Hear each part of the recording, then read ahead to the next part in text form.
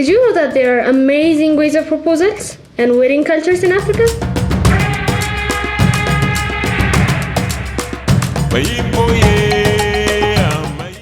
Like proposing with coffee instead of rings?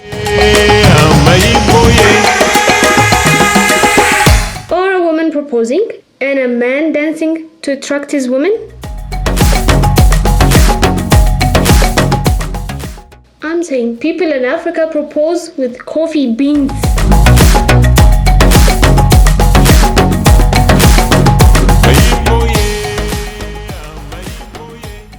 Hello everyone, this is Rodas with Rodas and I am Rodas.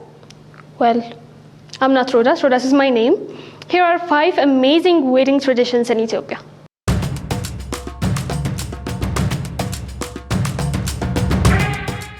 Number 5. Aida tribe is one of the southern tribes in Ethiopia, in the Gofa to be specific. Among the Aida tribe, they have a tradition where the man tries to attract his bride by performing a dance called One Day. If the girl agrees, he gives her a ring, and if he doesn't have one, he ties grass around her fingers. And the man starts getting ready and collecting money after he finishes preparations. Elders are sent to her house. The engagement and the wedding dates are decided. And here comes the most amazing part. Now, there is a test in their culture. The efficiency of the wedding is tested by killing a goat by a stick called garawa, and the intestines are checked by the elders. And if the intestine is not attractive enough, the wedding is stopped. Number 4.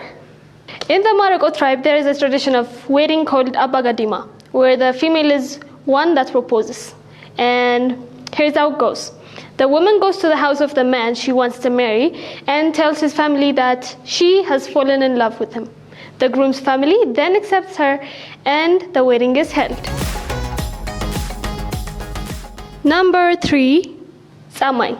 Among the Tsamai tribes, there is a tradition of marriage called Wawaki Bias, and it is by agreement of the couple. And the very amazing thing about this is that the bride's families are not asked for permission to marry. They're only informed after the bride's family send elders to the bride's house to say, your daughter is with us. And even though there is no agreement of the families, the dowry must be always paid. And if not, the families might fight.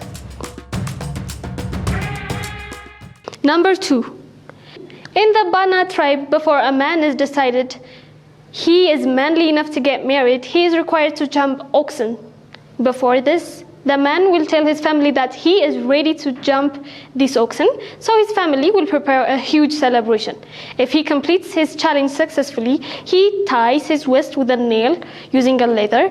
This nail is a necklace given to his bride later on.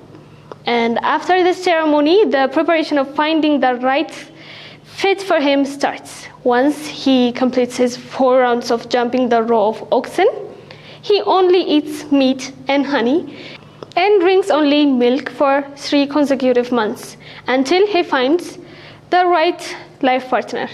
If his family had chosen a bride for him before he jumped, elders go to the girl's house. The man also looks for his life partner outside of his clan.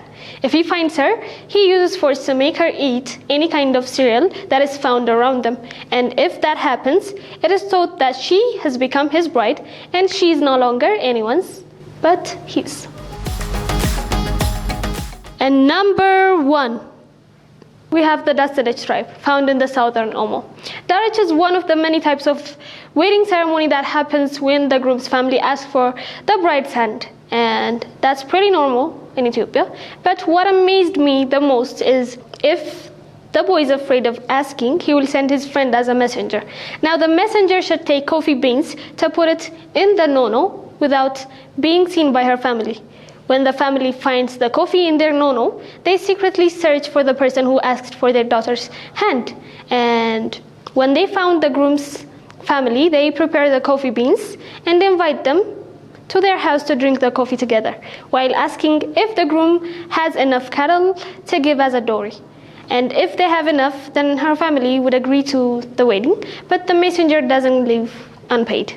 The bride's family give the front legs of each goat slaughtered from the dowry. And one fact is that the Sanach women are the ones responsible for building the dwellings while the men sit watching nearby.